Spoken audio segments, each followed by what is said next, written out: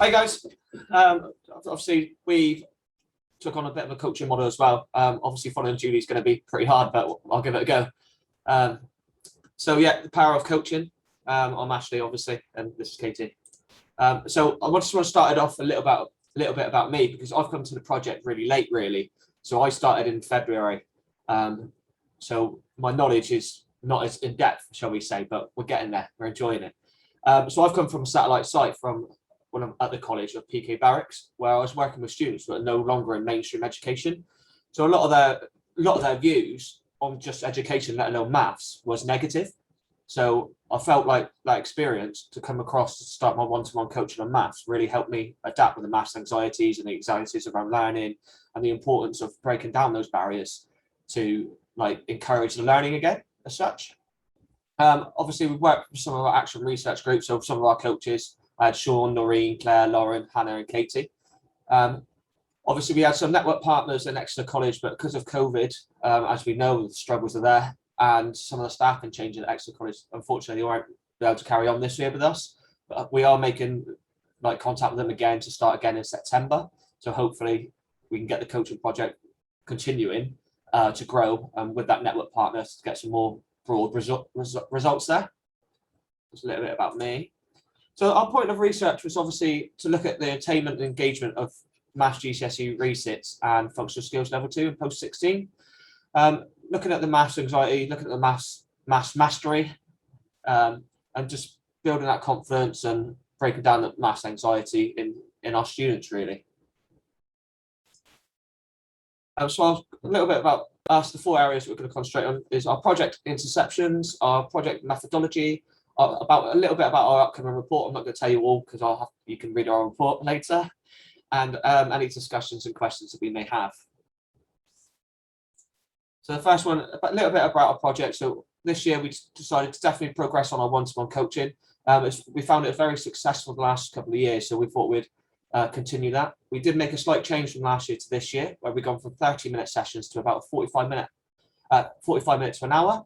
That just gives us a little bit more time, I felt, to work on the maths anxiety and the memory skills, but also concentrate on that maths mastery approach and getting like the solid maths down to a T. We're also looking more into breaking down around the maths anxiety. So maths anxiety is obviously still there for everybody to see. So we're looking at changing that and how we can do certain things to improve that. What we did notice though, leading up to the 3-4 weeks up to the exam, the anxiety level hit the roof. I had an influx of people wanting coaching, and just all round maths anxiety. It's not that, I think it was more around coming up to their exam rather than the maths. So I found, especially with working with some of ours, that sometimes they just need a bit of a pep talk and say, actually, you can do this, guys. It's not, you can't do the maths. It's just you're getting worried about your exam. So that's quite interesting. Obviously, we had, still looking at our development of sustainability. We've had great discussions with senior leadership teams and faculties and everything like that.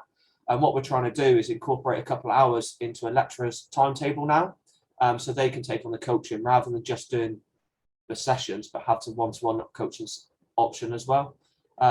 Obviously, we're very fortunate at City College Plymouth that the senior leadership team are on board with us. So we're looking at that cross-college collaboration still. So we're looking at getting to departments that really struggle with their maths, just to try and break those down those barriers, show them what support we've got, and really move forward with that. What we did notice as well is the massive gaps. I'm sure you can all agree with this, from the tags, the gap in learning from normally secondary schools to FE, as we notice a gap anyway, but especially with tags and the COVID, there's been bigger gaps. So it's how we can break down those barriers and those gaps. We're looking at that again this year because we think, even though we've been back this year a little bit, I still feel there's going to be gaps in there, especially on the basic knowledge of maths. Obviously, being in Plymouth, we've got a challenge Plymouth. Plymouth as a whole is in nationally below average across the board, especially in Key Stage 4. So that's something that barriers we need to work on, like think of strategies where we can break those down. We're working with STEM Plymouth to help break down those barriers of the secondary school to the further education. City College Plymouth is based in Devonport, which is in Plymouth, and it's in the top 1 most deprived area of the country. So we're looking at the barriers of that and their experience of maths coming from that as well. What's really interesting this year, we've looked at the characteristics of the learners. We've noticed a massive ratio between female and male. There's 4-to-1 roughly. So we're trying to look into why more females are needing to resit or haven't quite got their qualifications yet. So trying to break down those barriers, what might have caused that. And obviously we're looking at postcode areas. So we're looking at what they call the thingy project. Tuition fund project as well, and breaking down, we noticed about 60% of our learners are coming from deprived areas of Plymouth. So we need to work out what strategies can we put in place, and maybe we need to take the learning to their parents or something like that as well. I feel like I'm talking really fast. So a little bit about a math morphology. What we've noticed is there's some stats. I'll let you look at that. I'm sure I think we've all seen it because we've from various conferences and training, but I'd like to point out this one here, that 36% of people 15 to 24 feel anxious about maths. That was pre-COVID. So I imagine that figure to be maybe twice or 3 times as high now. I think socially the anxiety is higher, let alone just in maths. So I think that's the area that we're really keen to work on and break down. And that's a huge amount of our learners that are coming to FE. So a lot of 15 to 24-year-olds that may be experiencing maths anxiety may not have had the best experience before, and that will be the learners that present to us, when they come to us in September. A little bit about our method. So first of all, we've set out a one-to-one coaching method over 6 sessions. And the first session, we don't do any maths at all. We just break down the barriers of learning. We get to know the learner. I try and set them up with the right coaches. We look at the resources and we get them ready to learn. So it's just about breaking down the barriers and get them to take a little bit of ownership about their learning as well.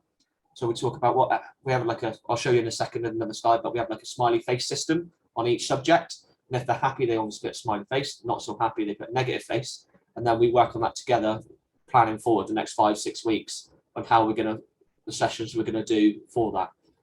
So they take ownership a little bit of how the program's going to run. What we noticed obviously is a positive attitude towards maths will obviously increase their motivation. If they have a more positive attitude and more motivated, obviously active learning is apparent. And then hopefully, fingers crossed, higher achievement. We've looked at some of the mock exams of the one-to-one coaching, and so far, touch wood, that we have had an increase there. So hopefully, when we get the results from their GCSEs recently, that will continue. Obviously, hopefully, we'll have the results soon, and we can put that in our report as well. We looked as well while we're doing this, we found mindset was really important. Obviously, a lot of the learners coming to us, as you probably all found, that they've got a fixed mindset. They avoid doing maths. They don't like doing it. They're trying to disrupt the lesson maybe, or like do everything but get involved and push themselves in that maths. It's an quite easy fix to go, oh, I'm giving up on that. So what we found is trying to get them into a more of a growth mindset. So encouraging them to take the challenge, push themselves that little bit more, give them little pointers or training or tips to help them with that. I think it's vitally important for them to have that mindset in order to get over those barriers of participation and really move forward. So another part of building that growth mindset with the learners is we wanted to put in a really accessible, simple coaching model within the program of 6 sessions. So we use the GROW model. It's something that staff and students can use easily. So breaking that down, it's about setting goals, looking at the reality of where they're at the moment, looking at their options, so how can they reach that goal, and then that's the will or the way forward. So just breaking it down into those smaller, more achievable targets for them, and steps that they can take. And we found it's really successful. In the first coaching session, as Ash said, it's not about looking at any maths work in that first session. It's actually about getting to know the student and the coach, and working through and setting some goals. So it could be short-term goal if they want to achieve their level 2 functional skills, or they want to achieve their GCSE, but also looking at things like what career would they like to go into, is there a course that they'd like to develop onto next year at the college when they get their maths qualification, is there something in their personal life that they'd like their maths skills to support them with. So it's just about getting to know that student and breaking down those barriers. All of the coaches have had training around active listening as well, and things like using the GROW model is a great opportunity for that student to really start thinking about and talking about their future. So it's just something that we've found really successful for students, so we've added that into every session with them. As you can see, there's a quick snippet of the resource that I was talking about. After each session, we do like a questionnaire. You can see it here. All the resources are available if you want them afterwards. Just see how they felt at the start of the session, see how they're feeling about their maths, and see how if they've learned anything from the session, if they would like to try anything more or develop anything further. You can see these little things here and here. Like I said at the start, it was just that 15 minutes at the beginning of the coaching session, just a little bit break the ice, a bit of memory games or a bit of anxiety, just to take their mind off their maybe everyday life and bring them back into the classroom so they can learn like better, really. So for our upcoming report.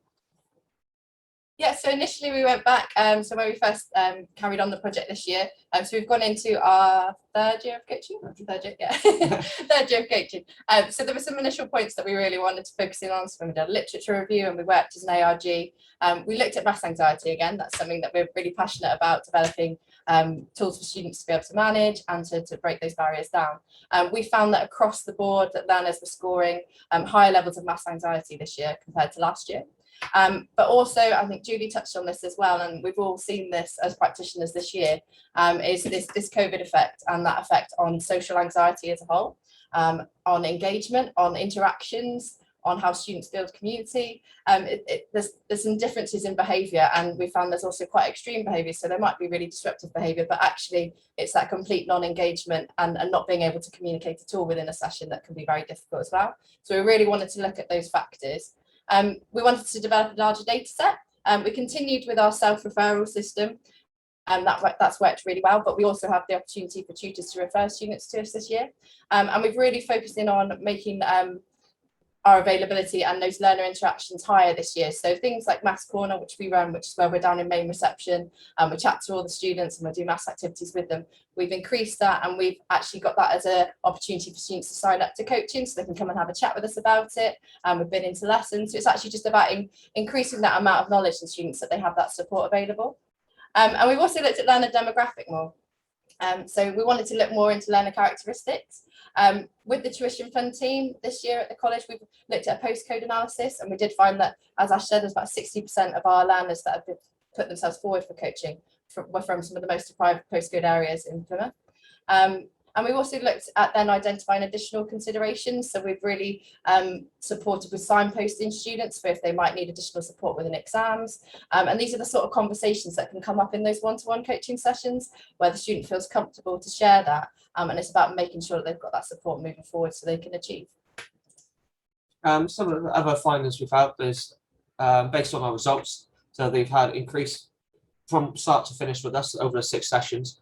They've increased their confidence and reduced their maths anxiety, so that there's been a 100% increase in there. So we're looking at about 3, 4. Now they're on about 8 or 9 there. What we found is they're taking more ownership and resilience. Some of the quotes on the right hand side there is taken from the feedback from the students. So they found that it's more encouraging. They're building more confidence. They're more able. They feel less stressed about maths. They feel stronger about their maths, and they feel more prepared and less anxious, which obviously is the main point of the thing. Going into exams, that's quite important for us. They've increased their knowledge set and their outcomes have improved. So that's obviously exactly what we want. With that extra coaching, they're getting better results, which is ideal. Obviously, we all know there's always room for improvement. So next year, we're looking at obviously moving forward with this. So we're looking to increase our interactions on our coaching program. So getting more people involved, so we've got a bigger mindset. Hopefully Exeter will come back on board with us, so that will double that. We're still looking at different ways to break down that maths anxiety. Is there more stuff we can do to get maths known out there? We're pretty good at the college where we plaster it everywhere, but maybe making ourselves more known to break down the ice so they can feel more comfortable to come talk to us. We use a lot of QR codes, which is quite good for the students, so they don't need to talk to anyone, they can just do it online and then they get a personalised email from us. And obviously looking at more sustainability. Obviously, we still want the programme to continue after March 2023. So we're working with the SLT and the managers and the head of maths to try and work out how we can get the one-to-one coaching embedded within either sessions or like into lecturing hours and stuff like that. So we're trying to iron that out with the details as we go along. And that's the end of our presentation. Thank you very much.